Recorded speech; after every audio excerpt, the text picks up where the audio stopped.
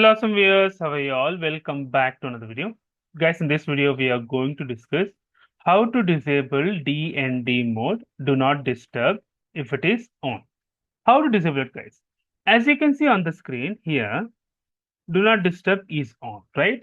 How do we disable it? We'll see different methods to disable it. Just click on the DND here. So as soon as you click on the DND, it will navigate to this particular screen, find focus in the day. Do not disturb is on, sleep, personal and work. Click on do not disturb, it's off, no go back. Now do not disturb is off. So this is the first method how to disable do not disturb. So let us see the second mode of how to disable do not disturb. Go to settings and type do not disturb.